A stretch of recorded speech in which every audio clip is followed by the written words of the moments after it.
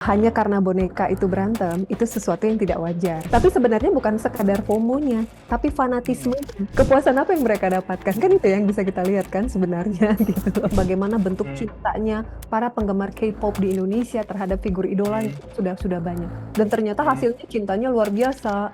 Kemudian hmm, tadi fanatismenya dahsyat tinggi. Karena memang hmm, kalau sekarang kita tanya pada generasi muda apapun yang berkaitan dengan entertain Korea, hmm. 80% mereka tahu. Kalau dulu kan spirit doll ya. Spirit doll itu sebenarnya adalah bentuk refleksi nurturance, rasa manusia yang Hmm. merawat, mengayomi, mengasihi.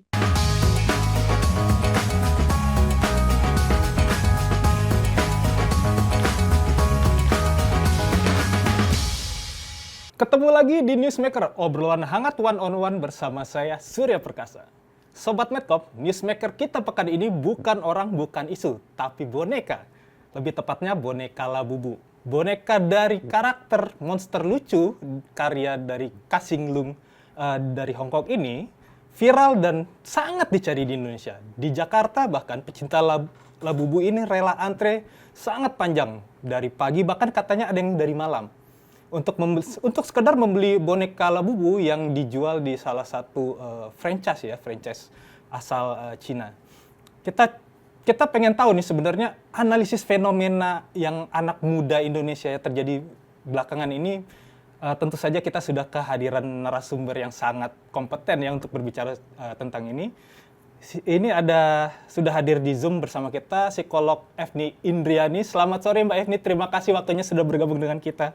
Oke, terima kasih sudah di-invite. Iya.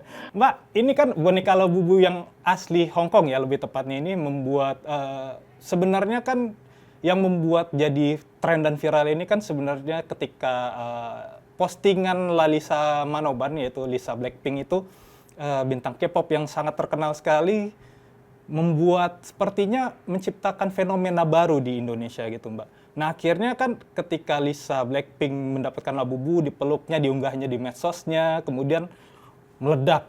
Labubu pun viral di Jepang, di Taiwan, di negara-negara bahkan negara asalnya Lisa yaitu Thailand. Orang rela berantre bahkan dari sehari dua hari sebelumnya untuk mendapatkan boneka-boneka ini. Nah sampai di Indonesia kejadian itu juga akhirnya begitu juga nih Mbak. Bahkan sampai distributor resmi Labubu di Jakarta itu diserbu pecinta bisa dibilang bahkan kolektor ya boneka Labubu ini. Ini secara umum kalau Mbak Efni melihat ini fenomena apa sih Mbak sebenarnya? Apa yang sebenarnya terjadi pekan lalu dan antrean Labubu di Jakarta ini gimana kalau dari psikolog melihatnya Mbak? Oke, ya memang sebenarnya gini, yang menjadi salah satu pemicu dari kenapa Labubu ini menjadi begitu disenangi, nomor satu ya, figur yang menggunakan Labubu itu Hmm, tersendiri. Jadi artinya gini, eh, ketika figur yang memiliki influence yang sangat kuat, mereka menggunakan boneka tersebut, maka para penggemar yang berada di seluruh dunia ataupun yang terjadi di beberapa hmm, negara, mereka juga ingin memiliki apa yang dimiliki oleh figur idolanya. hmm, Nah, jadi kenapa seseorang bisa sampai ingin memiliki atau melakukan hal yang sama seperti yang dilakukan oleh figur idola? Itu yang disebut dengan teori psikologi tentang fanatisme. hmm, Fanatisme itu mendorong seseorang untuk melakukan segala sesuatu tanpa adanya pertimbangan logika.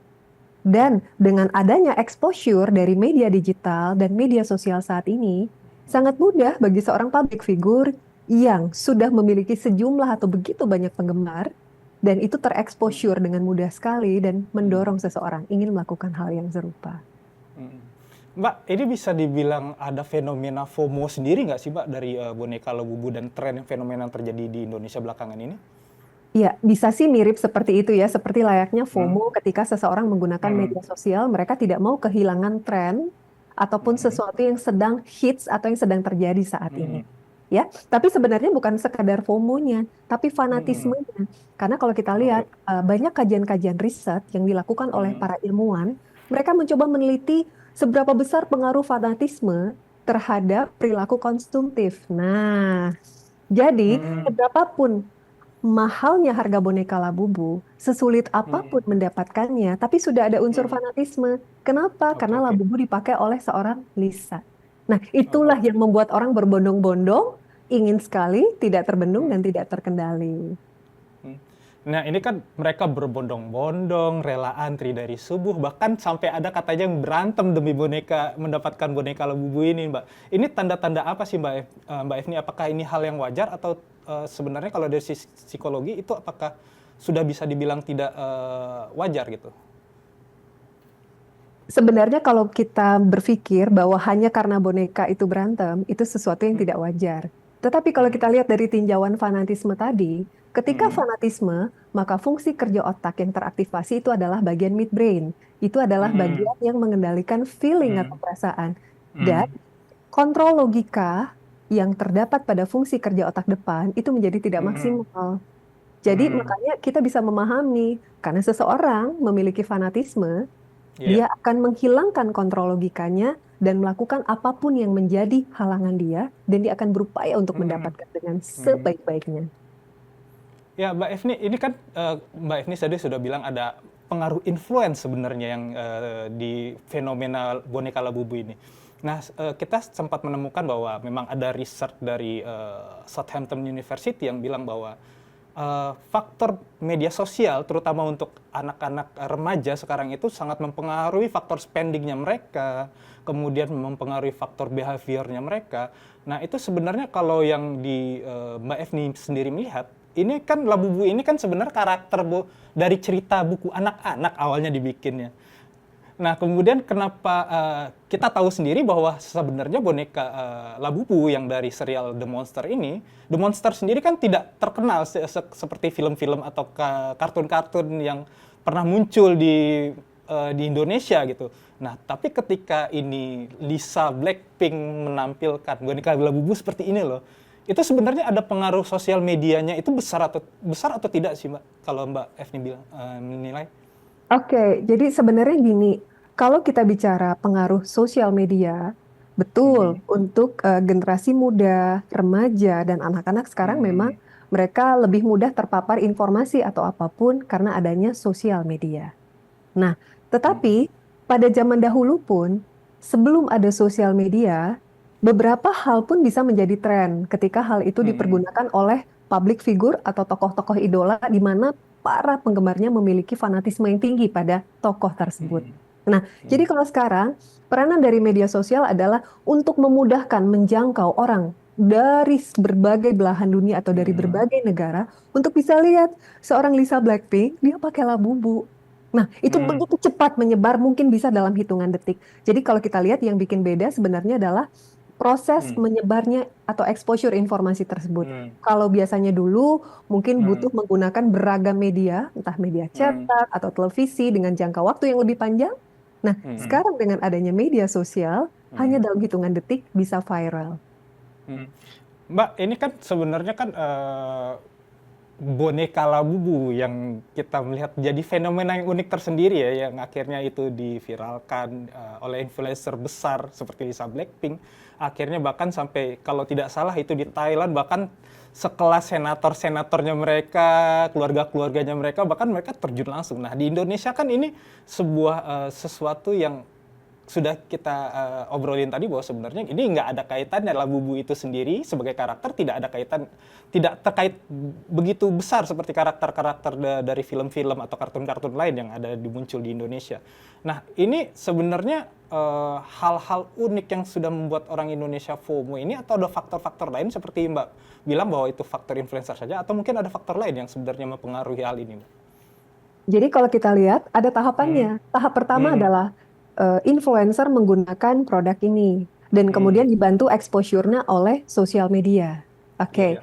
Kemudian setelah ini menjadi viral dan diketahui oleh banyak orang, orang-orang yang Hmm. lain mereka kadang-kadang tidak berpikir lagi bahwa ini tuh karakter apa, kenapa Lisa Hmm. pakai ini dan seterusnya. Hmm. Pokoknya yang penting ada perilaku yang bahasa awam kita Oke. sering disebut latah, nggak mau Ah, ketinggalan. Ya udah, oke. mereka akan Hmm. berbondong-bondong untuk mendapatkan hal tersebut, berusaha mengoleksi hal tersebut. Hmm. Meskipun kadang-kadang pada akhirnya bisa saja mungkin ini menarik ya kalau dibuat mini research ataupun mungkin Hmm. simple research. Kalau mereka Hmm. yang udah beli Labubu, terus dipakai buat apa? Ngapain aja? Kepuasan apa yang mereka dapatkan? Kan Hmm. itu yang bisa kita lihat kan sebenarnya gitu loh. Jadi makanya udah viral, udah terekspos. Udah. Yang lain nggak tahu Labubu itu apa, yang Ah, penting pokoknya ikut-ikutan iya. saja. Pokoknya nggak mau ketinggalan ke bawaannya gitu justru. Seperti itu Betul, justru betul yang belakangan sekali. banyak itu. Banyak Nah itu ini in the end pada akhirnya. oke, Tapi oke kalau ya pada kayak gitu. awalnya karena figur yang Mm-mm. menggunakan gitu. Oke. Mbak, ini kan sebenarnya kalau karakter Labubu sendiri sudah lahir dari tahun 2015. Kerjasama Popmart sebagai produsen boneka Labubu ini sudah kerjasamanya dari tahun kemarin. Cuma meledak sekarang ini ketika sekitar bulan akhir Juli Agustus ini kan sebenarnya ketika Lisa Blackpink menunjukkan koleksi-koleksinya ini seperti itu. Nah ini sebenarnya menurut Mbak F nih ya, ini orang Indonesia ini yang kebanyakannya itu FOMO Labubunya atau memang fanatisme kepada Lisa Blackpink-nya, Mbak? Berarti kalau Mbak melihatnya, kebanyakannya. Kalau akhir-akhir ini tampaknya ini mix. Oke. Oke. Kenapa? Karena memang kalau untuk sekarang kan udah berjarak selama beberapa bulan dari awal viralnya Hmm. Labubu itu kan. Iya, Iya benar. benar. Jadi kalau tahap awal, ketika sang penggemar Lisa Blackpink dari berbagai belahan dunia, khususnya Indonesia, Hmm. mereka melihat bahwa oke, figur idola mereka menggunakan hal itu, mereka juga harus menggunakan hal yang sama. Nah, ketika rame-rame orang-orang berbondong-bondong mencari ini, bukan tidak mungkin loh ya, para penggemar Lisa tadi, mereka melakukan postingan-postingan di media sosial yang ternyata bisa mempengaruhi orang-orang lain yang awalnya mungkin tidak menggandrungi Lisa. Tapi mereka tertarik, apa sih ini yang rame-rame ini? Oh, ternyata ada ini. Nah, mereka juga penasaran. Jadi kan memang penasaran dan curiosity itu kan salah satu basic karakter manusia. Jadi dengan penasaran, banyak diburu, banyak dicari, bela-belain, dan mereka itu justru serunya itu adalah proses untuk mendapatkannya. Tapi Oke. setelah mendapatkan produk tersebut, kadang-kadang ya biasa aja. Dan kita boleh, makanya tadi saya bilang, Iya. bagus nih kalau kita bikin riset. In the end, pada seseorang yang mengoleksi hal tersebut atau mendapatkan hal itu, apa yang mereka lakukan? Seberapa besar boneka ini dimanfaatkan? Iya. Jadi kan ini sebenarnya ini kan Labubu dari Popmart itu kan memang terkenal. Popmart itu kan sebagai sebuah franchise yang lebih banyak menghadirkan, menjual itu barang-barang collectible gitu Mbak ya, barang-barang koleksi, toys kan, toys collection. Nah sebenarnya ini Mbak F ini kan kalau kitanya sendiri melihat bahwa sebenarnya sudah banyak artis-artis Indonesia yang sudah ngefans dan terpapar dengan Labubu sebelum viral seperti sekarang. Nah sekarang kan semakin booming dengan kehadiran influencer, faktor influencer itu, kemudian banyak anak-anak yang mendapatkan Labubu dari dia terpengaruh oleh artis idolanya, kemudian dia memunculkan koleksinya di sosial media, kemudian semakin menggila seperti Mbak Efni bilang tadi. Ini ada semacam bentuk validasi nggak Mbak dari generasi muda ya, terutama generasi Gen Z, kalau bahwa ada menunjukkan bahwa kalau gue punya Labubu, gue relevan dan gue ini sudah ngetren dan gue ini sudah gaul gitu.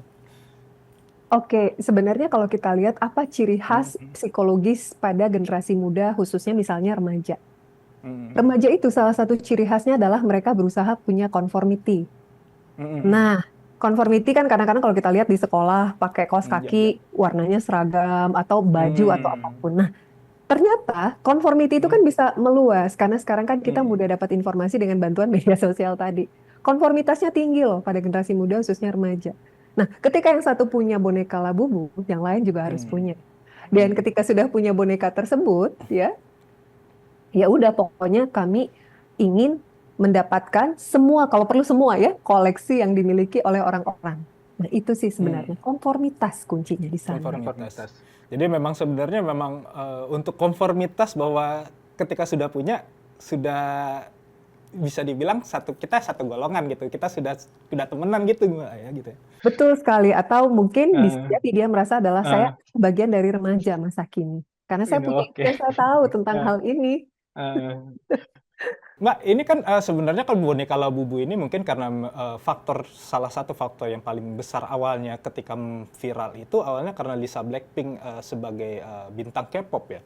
Nah Indonesia kan bisa dikatakan sebagai penikmat nomor satu budaya K-pop sekarang ini bahkan di dunia.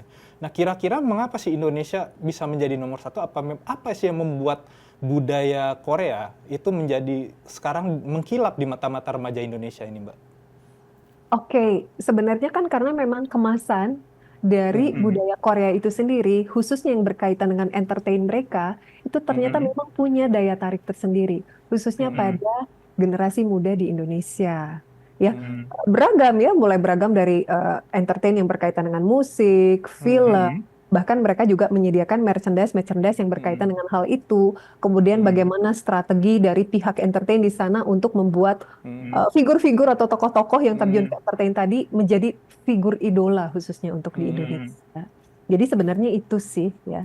Hmm. Jadi memang karena memang mereka itu benar-benar industri entertainmentnya memang sudah mapan dan akhirnya itu bisa mudah diterima oleh bahkan dunia sekarang gitu Mbak ya. Ya, betul sekali. Jadi strategi yang dipergunakan itu sih sebenarnya. Hmm. Mhm. Hmm. Mbak, sejauh ini kalau Mbak Evni melihat sendiri pengamatan penetrasi budaya Korea ini bisa dianggap sudah berpengaruh kepada masyarakat warga ini ya, generasi muda Indonesia itu masih bisa dibilang wajar atau bahkan sudah bisa dibilang serius karena ini sudah mulai bergeser kan, mereka sudah lebih menyukai K-pop ketimbang Indonesian pop atau kita kira-kira seperti itu. Ya, sebenarnya untuk memastikan itu wajar atau tidak, kita harus menggunakan studi yang sifatnya objektif dan terukur. Hmm. Jadi memang kalau saya sendiri melihat, saya belum menemukan sih ya penelitian secara spesifik untuk melihat wajarkah budaya entertain Korea yang masuk ke generasi muda Indonesia, kan belum tuh, belum ada, saya belum menemukan kebetulan. Tetapi kalau kajian-kajian studi yang berkaitan tadi pengaruh fanatisme Korean pop terhadap perilaku konsumtif, kemudian bagaimana penelitian ini udah banyak ya dari 2015 penelitian tentang bagaimana bentuk cintanya para penggemar K-pop di Indonesia terhadap figur idolanya sudah banyak. Dan ternyata hasilnya cintanya luar biasa. Kemudian tadi fanatismenya dahsyat tinggi sehingga perilaku konsumtifnya juga dahsyat itu sudah ada sih gitu. Jadi memang fanatisme dan idola itu memang sangat mempengaruhi dari ini ya, dari sebenarnya faktor behavior mereka untuk spending, behavior mereka untuk berinteraksi dengan satu sama lain juga sudah sangat mempengaruhi, apalagi dengan kehadiran sosial media saat ini. Berarti gitu kira-kira seperti itu Mbak ya? Betul, betul sekali ya. Tapi memang apapun yang terjadi ya, kalau saya ya melihat sebagai orang Indonesia, kadang-kadang ya eh, budaya kita sendiri sudah ini ya, maksudnya daya tariknya terhadap anak muda itu berkurang. Kenapa? Kayaknya mungkin perlu digerakkan ada satu langkah-langkah atau gerakan-gerakan tertentu sih. Karena memang kalau sekarang kita tanya pada generasi muda apapun yang berkaitan dengan entertain Korea, 80% mereka tahu. Ya, tapi Jadi mungkin kalau kita menanyakan spesifik iya culture iya shock, iya mereka masih benar sekali. loading ya, masih butuh Masih kosakata masih bisa. ya. Iya. Jadi mereka sudah bisa kalau yang budaya Korea udah jadi top of the mind-nya mereka kalau ketika ditanya tentang entertainment gitu Mbak ya? Yes, betul, betul sekali. Bahkan kadang-kadang ya, saya melihat ya pada generasi muda tadi mereka bisa menyebutkan satu persatu tokoh yang baru muncul, yang sudah lama, peranan mereka seperti apa, ciri khas, hobi, bahkan kadang-kadang ketika tokoh ini tadi misalnya memiliki romantic relationship, mereka akan putus atau apapun, penggemarnya ikut sedih. Itu efek fanatisme itu dahsyat. Kalau dulu kan spirit doll ya. Jadi spirit spirit doll itu sebenarnya adalah bentuk refleksi nurturance, rasa manusia yang merawat, mengayomi, mengasihi. Nah, kadang-kadang ada yang posisinya single dan lain sebagainya, ya dia menggunakan spirit doll tadi. Itu sih. Jadi dorongan itu. Jadi beda kalau sekarang kan lebih ke exposure karena influence Oke. dari itu ya, public figure. Tapi kalau spirit doll kan benar-benar kayak ngerawat manusia kan. Dikasih baju, kadang dimandiin, ada dikasih nutrisi tertentu. Bahkan ketika saya melihat waktu itu ya, ketika pada saat itu lagi tren, sampai ada seperti ritual-ritual tertentu yang harus dilakukan eh, pada spirit doll itu, dan itu sesuai dengan instruksi dari pihak yang memberikan spirit doll. Jadi ceritanya bukan beli, adopsi kan bahasanya kalau spirit doll. Ya, ini sebagai penutup nih Mbak, boleh nggak kita bilang sebenarnya ke milenial atau Gen Z atau bahkan generasi Alpha ya, sebenarnya ya nikmati apa saja yang kamu sukai, selama kamu beneran suka dan bukan karena sekedar FOMO dan ikutan latah ngikutin orang di sosial media gitu Mbak ya. Mm. Setuju, setuju sekali ya. Jadi yang jelas sekarang adalah generasi muda ya. Apakah itu milenial akhir, Gen Z, dan Gen Alpha, dipastikan mereka tahu apa yang mereka mau dan mereka tahu apa yang bikin mereka bahagia. Bukan sekedar ikut-ikutan latah semata. Itu yang jadi kunci ya. Baik, terima kasih Mbak Evni sudah bergabung dengan kita, berbicara banyak tentang tren dan newsmaker kita pekan ini boneka Labubu. Oke, terima kasih banyak Mbak Evni, sampai bertemu lagi. Oke, Sobat Medcom semua, sampai di sini dulu Newsmaker pekan ini. Kita akan ketemu lagi di pekan depan di waktu yang sama dengan narasumber menarik lainnya. Sampai ketemu lagi dan terima kasih.